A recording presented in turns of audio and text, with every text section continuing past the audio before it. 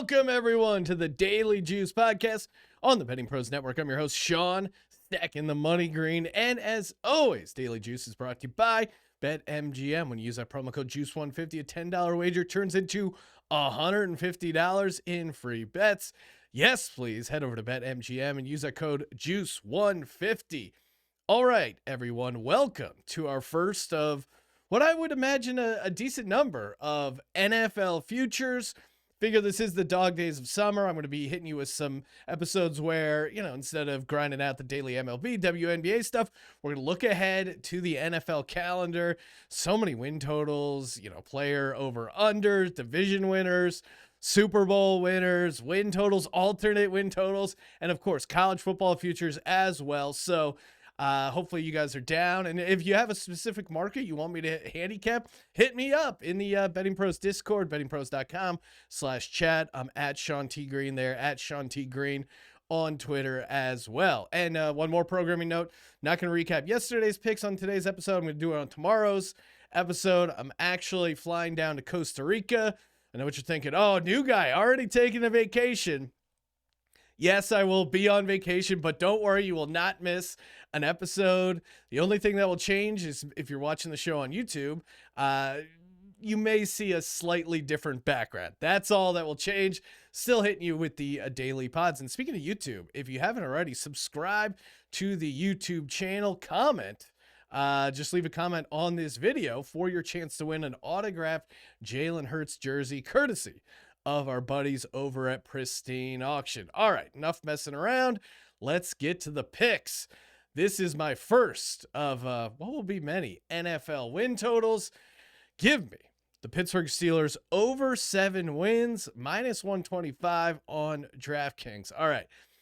Now, this is actually one of the, I think this is one of the more chalkier plays out there so far. So normally like to, fade the public on future stuff like this, but I just love this situation for this Steelers team. And first off, huge fan of Mike Tomlin, first and foremost. I mean, the guy has just been a rock for that Steelers organization, 15-year career. He's never had a losing season in 15 years. That's pretty insane.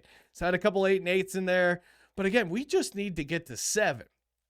Looking at their team in general, I think it's pretty easy to make a case that Kenny Pickett, Mitch Trubisky, whatever that combination ends up being, that ends up being an upgrade over Ben Roethlisberger. I mean, we saw Ben Roethlisberger, and kudos to him for gutting it out and getting them into the playoffs somehow. Again, that was crazy that they even snuck into the playoffs there at the very end. Shout out to the Jags on the money line, which actually had 7-1 to take down the Colts. It was just an auto fade of Carson Wentz. Huge time choke guy, but we'll get to that later when we talk about them. But 6.2 yards per attempt for Big Ben. That was, neck and neck with some of his career lows. Just an awful year. A lot of check down stuff.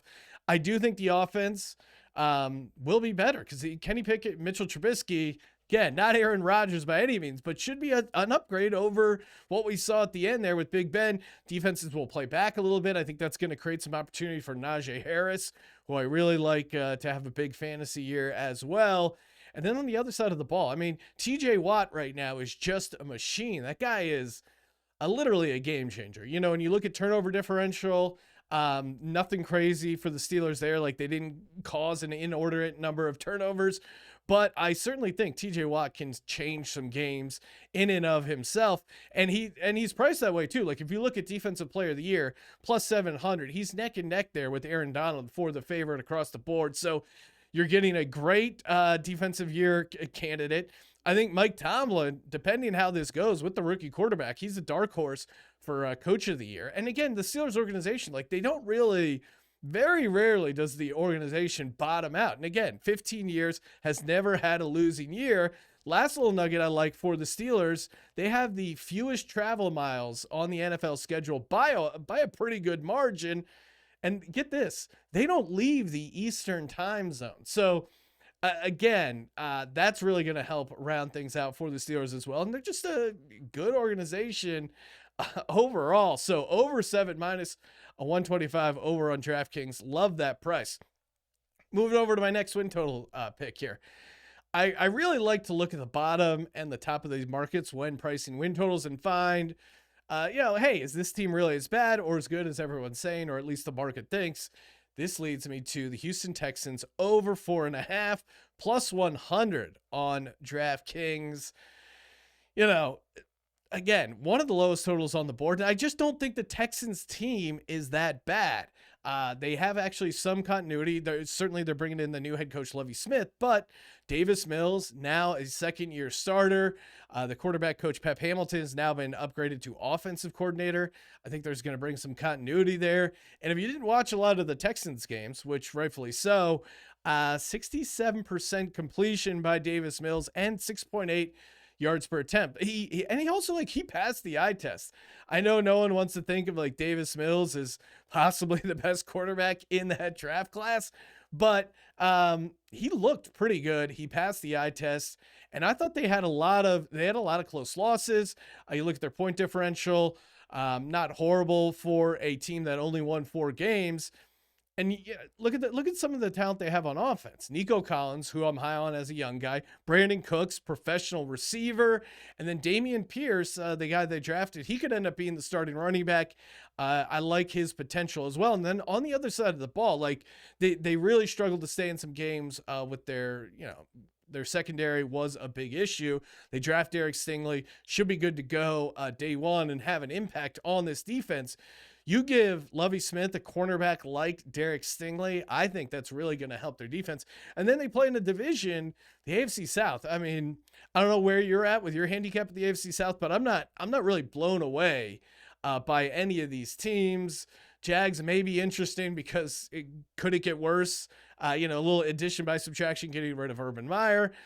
Colts, maybe Matt Ryan steadies the ship there. And the Titans, I think the Titans are definitely a team that feels like is on the downward trend. So, a lot going right for the Texans. Give me the Houston Texans over 4.5 plus 100 over there on the old DraftKings. Hey guys, if you haven't gotten the Betting Pros app already, I don't know what you're waiting for.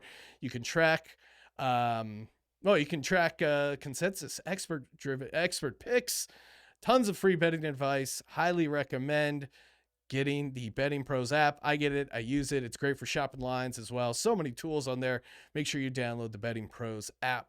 Last NFL win total I'll be giving out. And again, hit me up in the Discord, on Twitter at Sean T. Green.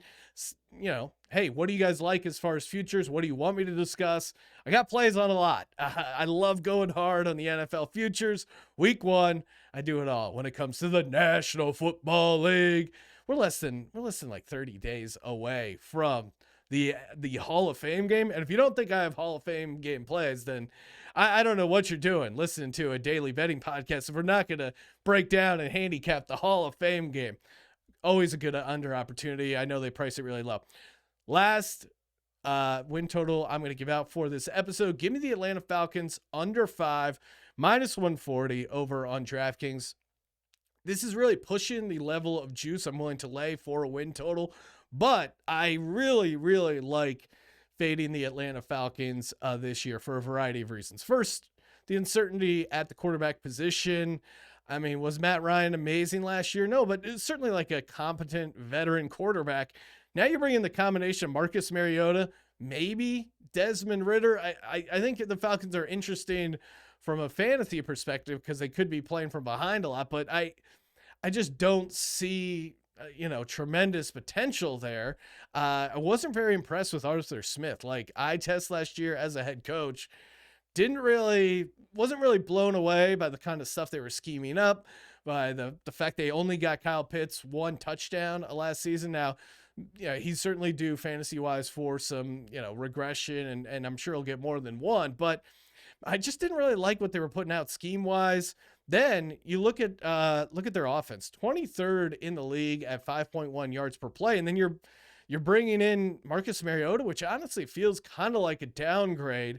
My initial thought was to lean to the over on the Falcons, but after I started looking at the numbers, I have to go under. And the more I look at it, if you're one of those people who like to play worst team in the NFL prop bets, I think the Atlanta Falcons are sneakily in a decent spot there. Then you throw in the fact that the Bucs should still be really good.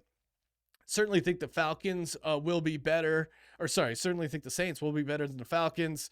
Panthers, we'll see. Lot to figure out there. But really, the number one reason why I'm fading the Atlanta Falcons for the regular season win total of 5 is their record, right? So last year they were 7-10. However, minus 146 point differential.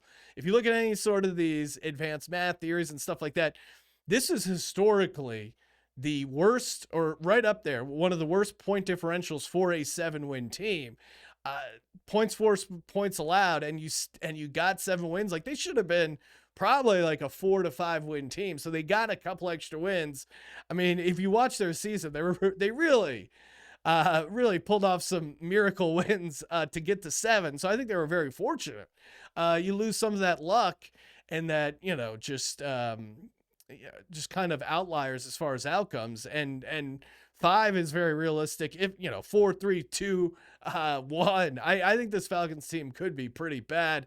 Let's compare them to another 7-10 team last year's, like say the Seahawks. The Seahawks had a plus 29 positive point differential, and they only won 7 games. Now, you would look for them to normally, kind of regress back to the positive side with the win totals. Russell Wilson leaving obviously changes a lot on that handicap. I'm sure we'll get to them at some point here in the offseason, but minus 146 on the point differential, and you get worse at the quarterback position. I think it's going to be a massive fade for me in the Atlanta Falcons. Again, if you're a big fantasy guy, they're certainly interesting because I think their defense has some serious holes in it, and they could be playing from behind and get some easy garbage stuff. But as far as their win total, give me the under on the Atlanta Falcons at minus 140 on DraftKings. Give me the Houston Texans over 4.5 plus 100 on DraftKings. So getting some plus odds to balance it out. And the Pittsburgh Steelers over 7 minus 125 on DK. A lot of other places are hanging a 7.5. I also like the over on that, but let's just get it down to 7. I mean, the only way you lose this bet is if Mike Tomlin and the Pittsburgh Steelers go 6-11. I really don't see that happening, even with a new quarterback for the Steelers. All right. Thank you guys, as always, for tuning into the Daily Juice. Make sure you support our sponsor, BetMGM. Use a promo code JUICE150. $10 wager gets you $150 in free bets, regardless of outcomes. Hit me up on the Discord at Sean T. Green. Also at Sean T. Green on Twitter. And guys, as always, don't forget to rate, review, subscribe, and of course, let it ride.